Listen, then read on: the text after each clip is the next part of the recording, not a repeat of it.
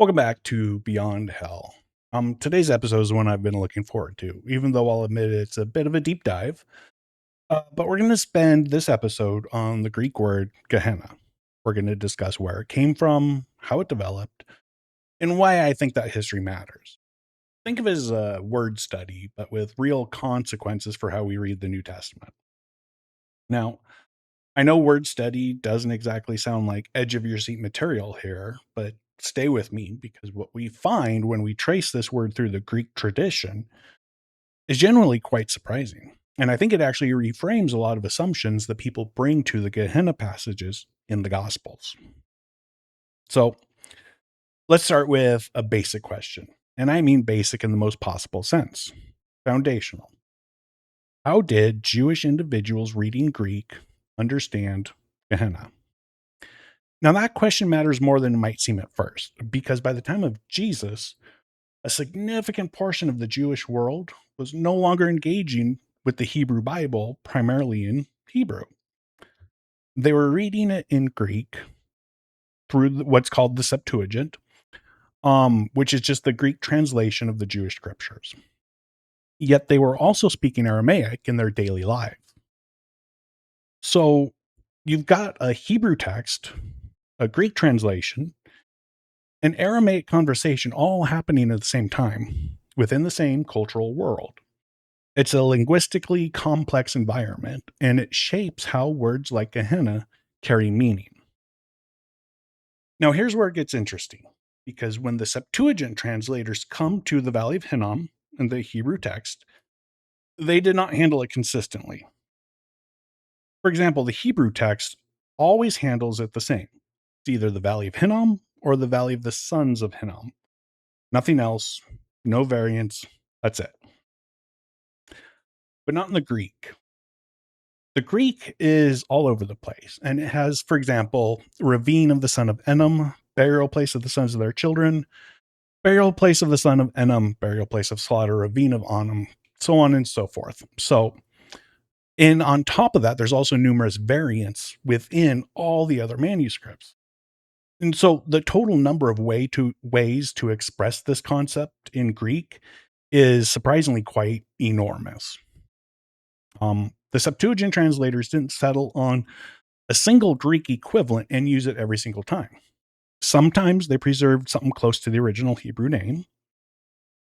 Other times they translated it based on what they understood the valley to symbolize. For example, think about how place names can develop symbolic meanings. Watergate originally referred to a particular place where a certain crime had occurred.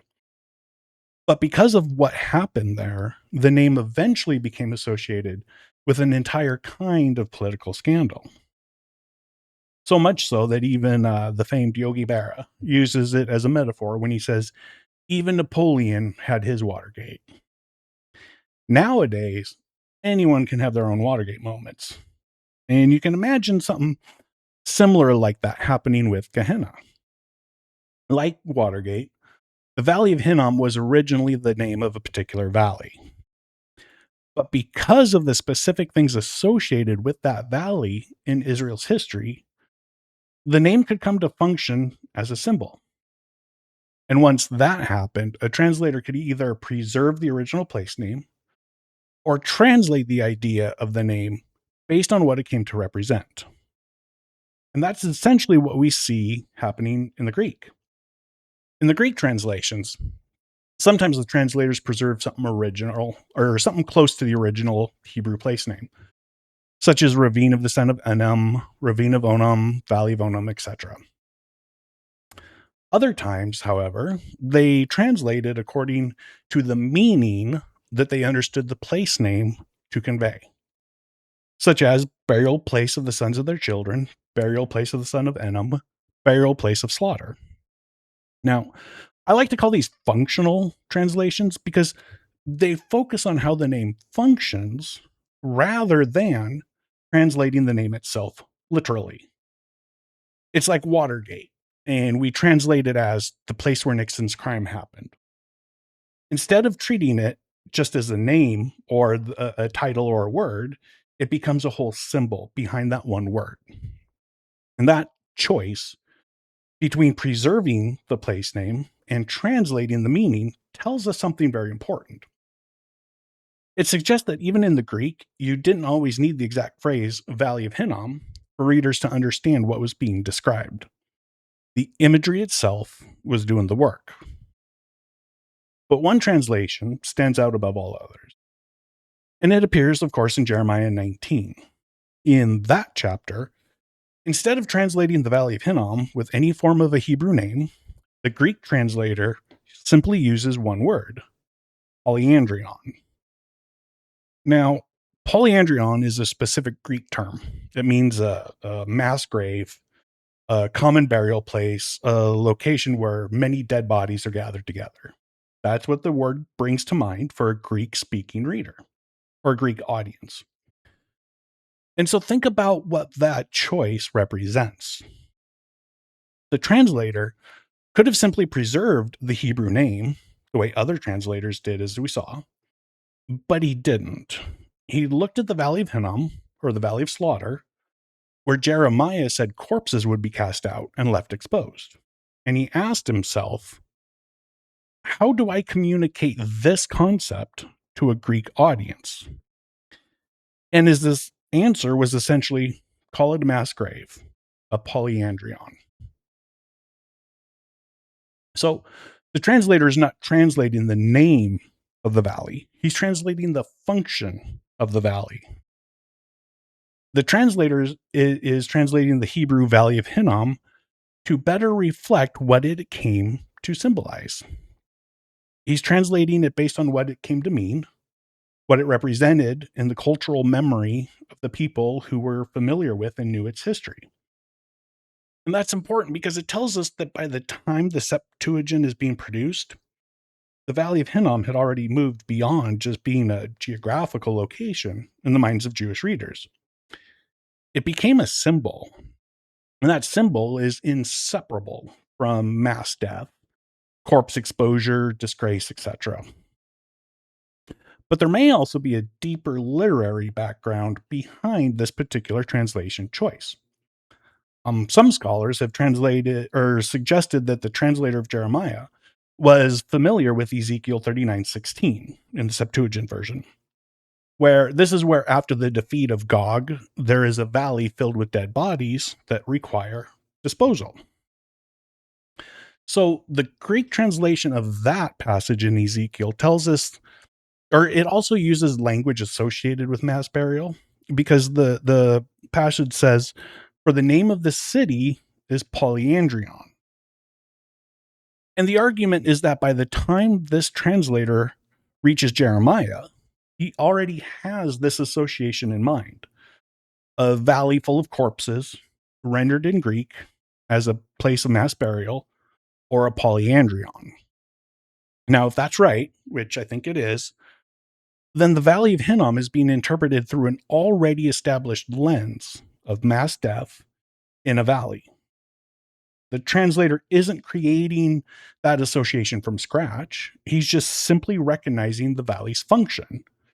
And he's trying to find Greek vocabulary that best captures it for his audience.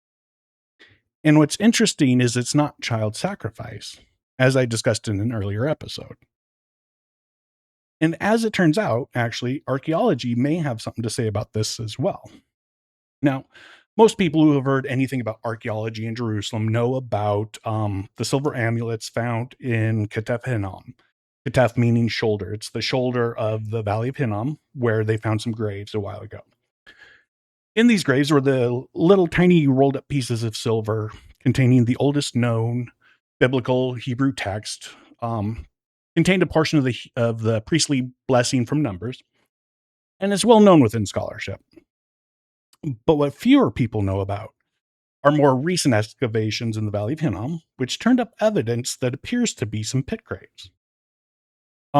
There is a paper published in 2016 by David Gelman, who excavated these pit graves. These weren't elaborate rock-cut tombs, the kind that wealthy people could afford that we found on the shoulder of the Valley of Hinnom. They were simple trench graves, the kind used by ordinary people, the poor people, those who had no options. And so in the ancient world, it was common. These pit graves weren't just for individual burials. They were especially useful during times of war, invasion, disease, famine, social collapse. They became the final resting place for large numbers of people, or large numbers of bodies rather, at once. And so it was mass burial in its most basic sense. And that's kind of the exact thing that Jeremiah is describing. The Valley of Hinnom becomes a place of mass death, corpse exposure, overwhelmed burial, non burial. So many bodies that proper interment isn't even possible. So when the Greek translator uses the word polyandrion, a mass grave or a common burial place, he's not simply making a creative, interpretive, or even a poetic decision. He may be using a word that genuinely reflects what people understood about the valley, what it had been, and what it had represented. Now there's another fascinating translation choice worth looking at. And this one involves the Topheth. Now, Topheth appears alongside the Valley of Hinnom throughout Jeremiah. And so in these verses, it says, and they go on building the high places of Topheth, which is in the valley of the son of Hinnom, to burn their sons and their daughters in the fire, which I did not command, nor did it come into my mind. Therefore, the days are surely coming, says the Lord, when it will no longer be called Topheth, or the valley of the sons of Hinnom, but the valley of slaughter, for they will bury in Topheth until there is no more room. And then, therefore, the days are surely coming, says the Lord, when the places shall no more be called Topheth, or the valley of the son of Hinnom, but the valley of slaughter. So the Topheth is the site within the Valley of Hinnom, associated typically with child sacrifice, and later with judgment as well, alongside the Valley of Hinnom itself. Sometimes the Greek translators simply carry the Hebrew name over into Greek. So they rendered it as Topheth. Straightforward transliteration, easy. But again, in Jeremiah 19, the translator of the Septuagint did something different again. Instead of preserving the name, he uses a rare Greek word, diaptosis. And that carries a sense of falling, collapse, ruin, possibly even decomposition. It can describe something that falls apart, something in a state of decay, and significantly, it can even be used of a dead body in the process of decomposition. Now, in Jeremiah 7:31-32, the translator just uses the name Topheth. Yet the translator of the Greek of Jeremiah 19 specifically chose to use a functional name for both the Valley of Hinnom and Topheth, while the translator of Jeremiah 7 used the literal names. So once again, the translator of Jeremiah 19 specifically isn't thinking geographically, he's thinking symbolically. He's not asking, what is this place called? But he's asking, what does this place mean? And his answer is downfall, collapse, destruction, death, all those things wrapped up together. So when you take all these together, the translation choices, polyandrion, Topheth, it tells us something important about how the Greek-speaking Jews were already processing these locations well before the New Testament era. They weren't just thinking about a geographical site outside Jerusalem, but they also weren't thinking of a place called hell. They were reading these places as symbols of divine judgment, national disgrace, or even total destruction.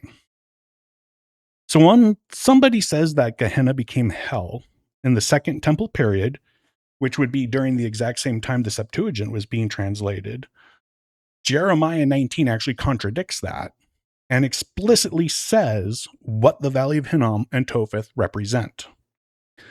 The collapse, the downfall of an entire city in the same place where it is well known with mass graves. which is the exact picture Jeremiah painted with his prophecy about what the Valley of Hinnom would be known for. And that's the symbolic world that Gehenna inhabits by the time Jesus starts using the word. And that matters for how we read every single Gehenna passage in the Gospels, because Jesus isn't coining a new term and filling it with new content. He's using a symbolic tradition that already has enormous weight behind it. A tradition carried through Jeremiah, Isaiah, the covenant curses of Deuteronomy, Second Temple period texts, like we looked at in the last episode. And now even the decisions of the translations within the Septuagint. So at every stage of that tradition, the core themes remain the same: shame, judgment, death, corpse exposure, covenant failure made visible. And that is the symbolic world Gehenna comes from. Not an underground realm of eternal torment or everlasting punishment, but the horrifying image of bodies left exposed in a valley that had become, in Jewish cultural memory, the defining symbol of what it looks like when people walks away from God and the consequences that arrive based on that decision. So imagine Jeremiah after the Babylonian invasion, looking out into the valley at countless corpses scattered everywhere. I mean, what a powerful symbol that would have been, right? And perhaps that is the most important thing to take away from this portion of the word study. When we hear the word Gehenna in the Gospels, we need to resist the temptation to hear a word that means hell and then read that meaning back into Jesus's words. We need to hear the word within the symbolic world that existed before Jesus ever used it. A word that is shaped by Jeremiah, Isaiah, the covenant warnings in Deuteronomy, along with the Jewish scriptures themselves. Gehenna was a place name, but it had become much more than a place name. It became a symbol of judgment, destruction, death, shame, devastating consequences of covenant failure. And if we want to truly understand what Jesus meant when he spoke of Gehenna, that is the world that we have to enter first. So, thank you for listening. I appreciate your time. I'm going to continue this in the next episode. Rather than making an hour-long word study episode, I figured I'd break it up into two. So we're going to finish this one here in the next episode. So thank you.